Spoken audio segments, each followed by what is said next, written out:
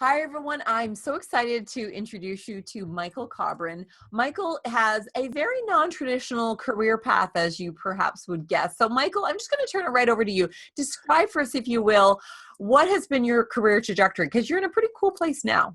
Sure, and I guess non-traditional would be a bit of an understatement. When I look at my career now and what I've done, I started off as a chartered accountant, spent a lot of my career in leadership roles in risk management and finance.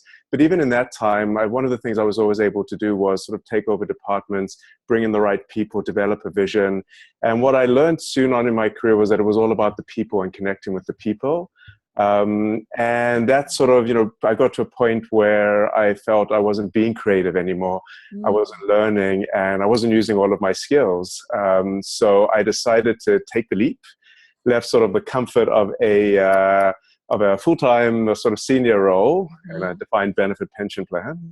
Yeah, the traditional things your mother would want you to have, in other words. Exactly, and Yeah. she's still having issues with this, but that's another story. Yeah. And I decided to actually focus a bit on my learning and development and went back to school and did the executive coaching program at Royal Roads University. And I think that was just, for me, even from a leadership perspective, I found that 7-month program was probably more valuable than all the other sort of leadership programs I'd been to in the past, just because it got me thinking very differently. And it got me thinking more about sort of listening to others and focusing on so many of those other areas that when you're in leadership roles, you don't always have time to think about.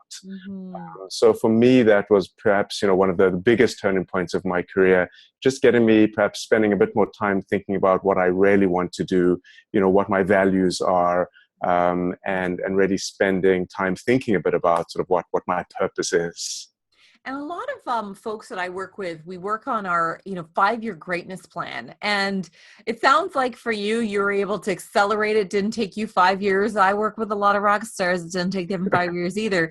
But what would be some of your best advice? You're talking about, and it's important to tune into, are you being creative and are you excited about your job? You're talking about the importance of tuning into what your values are. What else? What other piece of advice would you give folks? Yeah, and it's interesting. I mean, when I think of all of that, for me, the values piece is perhaps more important than everything else. And I know some people focus on it a lot. There's purpose, there's passion. I've written a few articles about that because I have my own views on that as well. But for me, at least me personally, it was always very much around the values.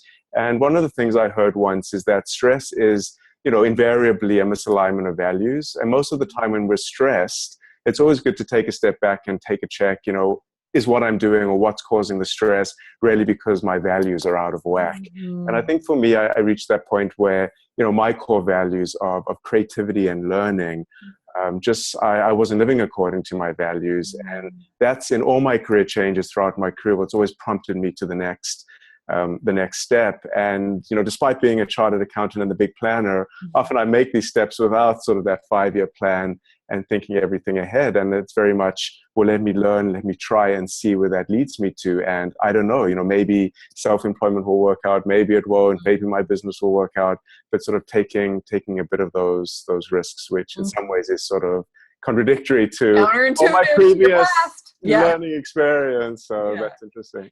And so when folks do want to be brave, when they want to take a leap, and they're not sure, maybe they haven't had an opportunity to have this immersive learning environment that is the world of coaching when you do a great coaching program, what would be some of the things that you would suggest to folks? Of course, we can provide some values exercises for people. Is there anything else that you would suggest that help people get courageous and brave? Sure. I think the first thing, and one of the things I do is I do a lot of webinars on creativity, and this whole idea of a big part of creativity is trying and experimenting. And often within companies, it doesn't have to be the whole hog. People think they have to jump fully into something. So a lot of my advice for people who are thinking about these things is, start small. If you're okay with failing, well, fail with things that, don't have to be life-changing. But if you're thinking about a different interest or even thinking about starting your own business, start doing it in steps. And perhaps, I've realized starting a business is, quite tough. A lot of things you learn that, you don't learn in business school, you don't learn in leadership positions. that whole entrepreneurial world. But there are ways of doing things in sort of these sort of learning lab type ideas where you're just doing, smaller things where you can experiment, but, see if that's really something you like. Because I think often people think, well, this is my passion, and sort of jump right into it. But maybe And sort the of world will know finally that this is what I have to offer. The world's waiting. Sometimes we can exactly. talk about it like that on the stage as speakers. The world needs you. And you hear so And then much of what? that. Exactly. You hear so much of that, you jump into it and you realize, well, hey, that's not really my thing, because it might be something else. So, if there's a way of just trying it out on the side, or even speaking to people who have done it. And I think that's the other important piece is find that mentorship.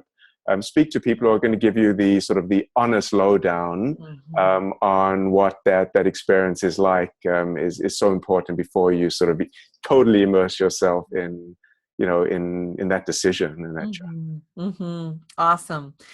Thank you so much for sharing this. And had you not shared with us that you started as an accountant in finance and risk and all that, we probably wouldn't have put two and two together to map that out. But how neat for the folks who are newer in their career, or even students who are watching this video, so that they realize you can start down a path and there's nothing wrong with your career taking a different course. And in fact, that may be exactly what you're supposed to do, that by the time you get to another destination point, you're just that much more ready and better able to do that because of the other path. Yeah. What a great example, sharing that with us. Thank you. No problem. Yeah. And we will make sure to let people know how they can get in contact with you, check out some of your webinars and the other great value that you have to offer the world, since you're living your passion. There we go. Purpose. Purpose. Yeah. Anyway, have a great day. Thank you. All right, so let me just pause this here.